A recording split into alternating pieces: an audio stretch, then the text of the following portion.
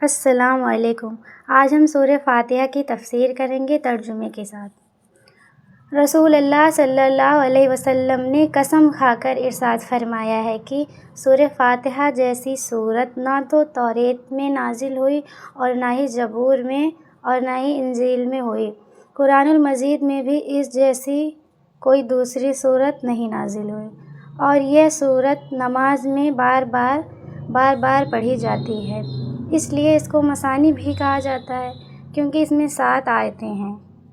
حدیث نمبر 2۔ ایک دن حضرت جبرائیل علیہ السلام نبی صلی اللہ علیہ وسلم کی خدمت میں حاضر ہوئے تھے۔ اچانک سے آسمان سے ایک آواز آئی۔ حضرت جبرائیل علیہ السلام نے اوپر نظر اٹھا کر دیکھا اور کہا کہ آج آسمان سے ایک ایسا دروازہ کھلا ہے جو اس سے پہلے کبھی نہیں کھلا۔ اس دروازے سے ایک فرشتہ اترا اور عرض کیا، یا رسول اللہ، میں آپ کو مبارکباد دینے کے لیے حاضر ہوا ہوں۔ آپ صلی اللہ علیہ وسلم کو 2 نور دیے گئے جو اس سے پہلے کسی نبی کو نہیں دیے گئے ہیں۔ ایک سورہ فاتحہ اور دوسرا سورہ بقرہ کی آخری آیت ہے۔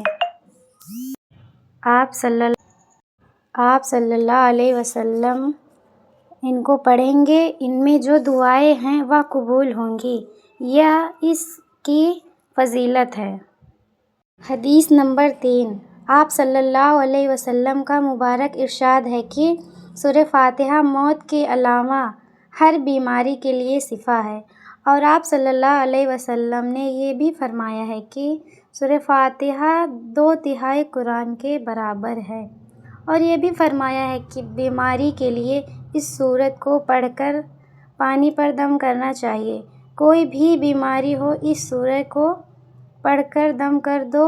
اس لیے بعض علماء سے یہ بھی منقول ہے کہ 41 مرتبہ یعنی 41 ٹائم سورہ فاتحہ پڑھ کر پانی پر دم کرنے سے مریض کو وہ پانی پلایا جائے تو انشاءاللہ مریض کو اس بیماری سے شفا نصیب ہوگا۔ حدیث نمبر 4۔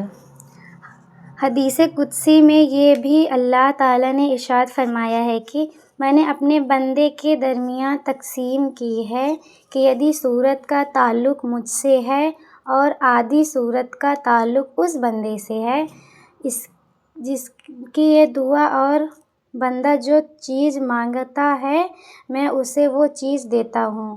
یہ سورہ فاتحہ کی فضیلت ہے۔ تو اس میں نے آپ کو 4 حدیثیں تھی جو میں نے آپ کو لوگوں کو سنائی۔ چلیے میں آپ کو اس کے ساتھ ایک اور حدیث سناتی ہوں۔ اللہ کے نزدیک زیادہ بلند مرتبہ کس کا ہے؟ حضرت ابو ہریرہ رضی اللہ تعالی عنہ سے روایت کرتے ہیں کہ نبی کریم صلی اللہ علیہ وسلم نے ارشاد فرمایا، اللہ تعالیٰ کے نزدیک دعا سے زیادہ بلند مرتبہ کوئی چیز نہیں ہے۔